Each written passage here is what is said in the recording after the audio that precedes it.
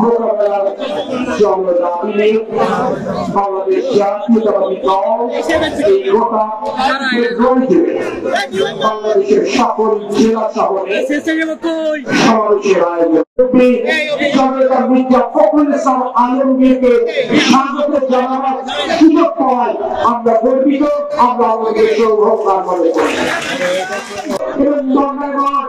আমার শাসা আমার জীবন বাসা চৌবাসা যশোর সদর বাধাপাড়া অভয়নগর দোয়াপাড়া বৈষম্য বিরোধী ছাত্র আন্দোলনের সাথে আমার ছাত্র দলের ভাইরা স্কুল কলেজের ইউনিফর্ম পরে সমবেত হয়েছিল। প্রতিনিধি আমার মহিলা দলের মা বোনেরা কোন ছাত্রের মা হিসেবে, কোন ছাত্রী বলে পিতা হিসেবে কিংবা ভাই হিসেবে তাদেরকে ছায়ার অনুসরণ করেছে। আজকে তাই এই অভ্যুত্থানের কৃতিত্ব কোন একক রাজনৈতিক দল কিংবা গোষ্ঠীর নয়। বাংলাদেশ জাতীয়তাবাদী দল বাঙালি রয়েছে। শেখ হাসিনা বিচক্ষণ শহীদের শাসক এক নয়।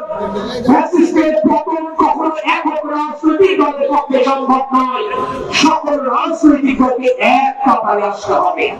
আমাদের আহ্বানের সাড়া দিয়ে আমাদের যুগপথের আন্দোলনের সাথে প্রায় 45 থেকে 46টি রাজনৈতিক দল এক হয়েছিল। 2018 সালে বিশ্বকাপের ভোটের পর আমাদের প্রিয় নেতা তারেক রহমান বলেছিলেন ফ্যাসিস্টকে হটাতে গেলে সমাজের সকল শ্রেণী পেশার মানুষকে একাত্ম হতে হবে।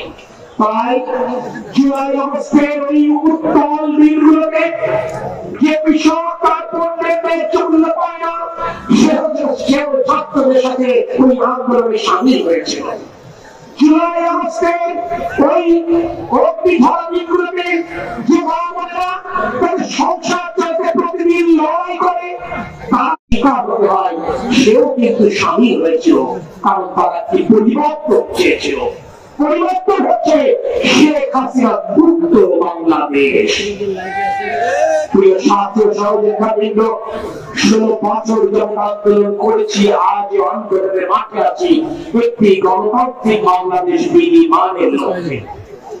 যদি হাসিনা মুক্ত বাংলাদেশে গণতন্ত্রে নামতে হলো, উত্তর অত্যন্ত স্পষ্ট।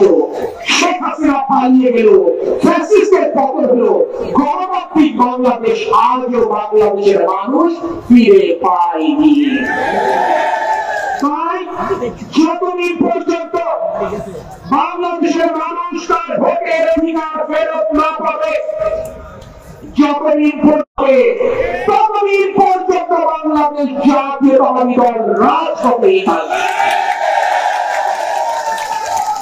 আমরা আমাদের 7 শতাধিক সহকর্মী হারিয়েছি, যারা ঘুমের শিকার হয়েছে, যাদের স্বজনেরা জানে না। জিন্দাবাদ বাংলাদেশ জাতীয়তাবাদী দল, জিন্দাবাদ শহীদ রাষ্ট্রপতি জিয়াউর রহমান বীরত্ববান হোক, দেশনেত্রী এবং খালেদা জিয়া জিন্দাবাদ, আমাদের প্রিয় নেতা